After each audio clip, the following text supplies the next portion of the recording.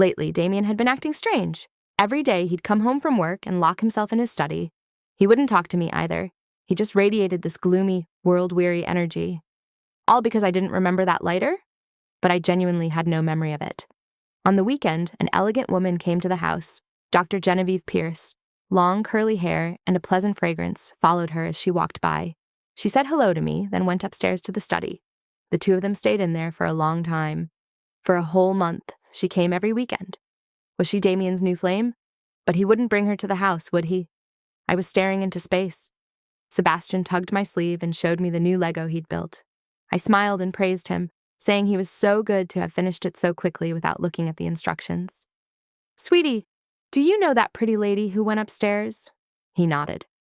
"Is she close with your daddy?" He nodded. My heart sank a little. Even Sebastian, who kept to himself, thought so. It seemed their relationship was indeed something special. For some reason, I felt a little stifled. Sebastian looked at my expression and suddenly spoke, a bit hesitant. "She's a mind doctor. Daddy's." I was stunned. The villain actually saw a therapist? Damien's character was becoming harder for me to understand. Would this affect the story? Late at night, I snuck into the study. I wanted to see what exactly was wrong with Damien. The desk was covered in company documents. I turned on my phone's flashlight. I searched for a long time. In the bottom drawer, I found a medical file. I caught a few lines of text. Split personality, hearing voices. Before I could read more, the light suddenly flipped on. I turned around. Damien stood there staring at me, expressionless. My heart skipped a beat. "You scared me to death." Damien glanced at what I was holding and snatched it away. "You saw everything? Why are you sick? What's wrong with you?" Damien sighed, like he really didn't want to rip open this old wound. "I don't know. I always feel like I'm not in control. Ever since Vivian transferred to our school, there's been a voice in my head telling me to get close to her, to like her. I didn't pay much attention at first, but then the voice got worse and worse. It told me to lock Vivian up, to hurt Christian. I didn't want to do any of it. I knew something was wrong with me, so I started seeing Genevieve regularly. Then, after Vivian got married, I got a lot better. I looked at the helplessness in his eyes. Only I knew that the plot of the book was controlling him, and he'd actually resisted it.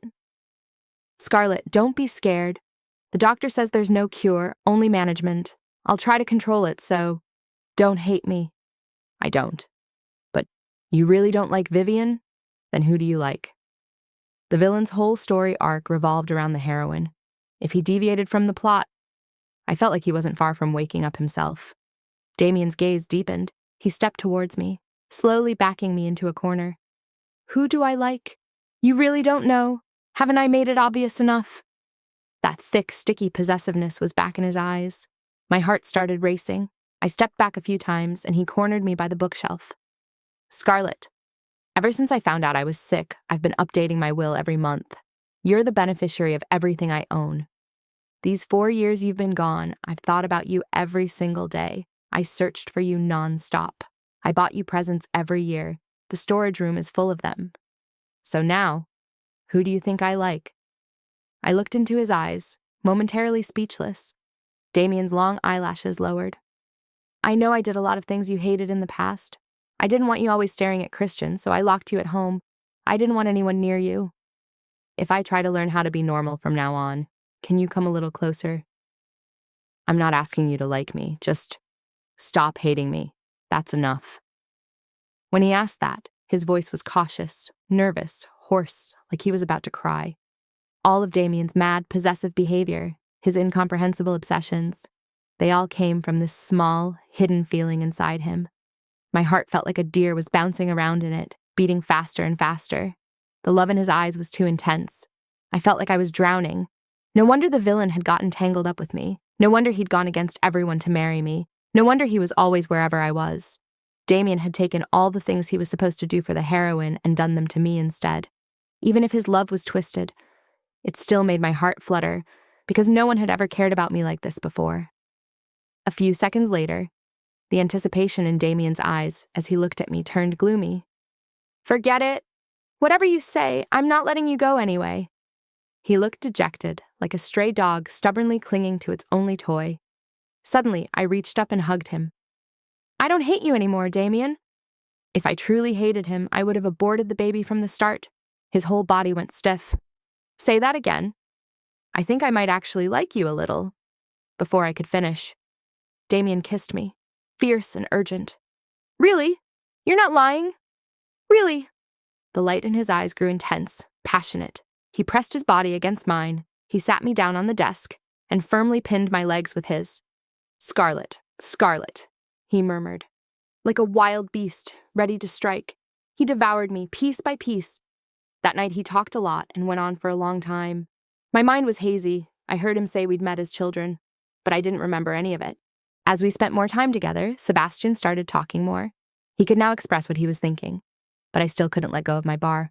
I always wanted to go back. Damien simply waved his hand and opened a brand new location for me in the best part of the capital. So I closed my old bar and took Julian out to a nice dinner. Julian noticed the ring on my finger, his eyes downcast. That giant diamond was something Damien had forced me to wear. I knew it had a tracker inside. Damien's love was too cautious. He couldn't tolerate any uncertainty.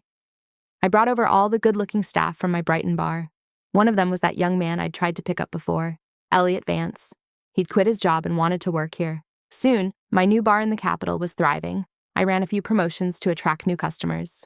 When I got home too late, Damien came to pick me up, bringing my favorite mango cake. When the Bentley stopped outside the bar, I was chatting with Elliot. He was now the most popular waiter there. So many rich, older women loved him. Afraid he'd run off, I made him empty promises, saying I'd give him a bonus if he kept up the good work. Elliot looked down shyly and smiled. Suddenly, a blaring honk. Damien was staring at us, his face dark. I got in the car. As I ate my little cake, he glared at my employees. Dressed like that, I wonder who they're trying to seduce. I weakly explained. That's our uniform. White shirts or butler outfits. The fabric was a little see-through, but that's exactly what the wealthy women liked. Damien's face looked so grim, it could drip water. But I just loved counting money, especially money I'd earned myself. It felt so satisfying. On the way home, he asked a strange question. Scarlet, is there anything you're hiding from me? I nearly choked on my cake. Had he found something? I carefully tested the waters. You mean the fact that I secretly hired male models? You hired male models? His face crumbled. Well, the bar had no business otherwise. They dance on stage, and that brings in customers. He gritted his teeth and held it in. Anything else? Nope. He gave a cold snort. When we got home, Damien threw a document at me. It was a paternity test between Aurora and him. I had this done when Aurora had her checkup. If I hadn't found out myself, how long were you planning to keep this from me? He walked towards me, his face dark. My heart fluttered. I stepped back a few paces. My back hit the table. Oh, crap. Karma's a bitch. I was going to tell you. I just forgot. I gave an awkward smile. Damien wasn't buying it. He grabbed my waist, his eyes dangerously dark. You forgot, but you didn't forget to tell Aurora her father was dead, did you? I looked down guiltily. He clearly knew now that the other man out there had been himself all along. Damien hooked his finger under the zipper at the back of my skirt and gave a cold, cruel smile. Tonight, I'll show you whether I'm dead or not. The next second, he swept me off my feet. Damien pinned me in front of the bathroom sink. His fierce kiss left no room for me to breathe. My skirt was shredded in his hands. His fingers were just as wicked as ever. Don't! I grabbed his wrist. The kids? Relax, the nanny got them to sleep. His hoarse voice brushed against my ear. Pay attention, wife. My name is Damien Blackthorne. I grew up being called Bastard. No one cared about me. My mother only cared about pleasing that old man in the Blackthorne family. One time, at a banquet, the place was full of fancy decorations, but the people there didn't want me around. I got locked in a supply closet. I was so hungry. I climbed out and fell. Limping, I tried to sneak into the kitchen to steal some food. I ran into a girl with a ponytail. She saw how ragged I looked and got a Band-Aid for my scraped knee. She asked what I was doing. I told her it was my birthday and I just wanted one full meal, so that when I looked back, my memories wouldn't be nothing but beatings and yelling. She went and got a chocolate pie. She put a candle in it. She lit it with a lighter and told me to make a wish. No one had ever sung me happy birthday before. I looked into her pretty eyes, and I didn't want to blow out the candle. Suddenly, a voice called from far away.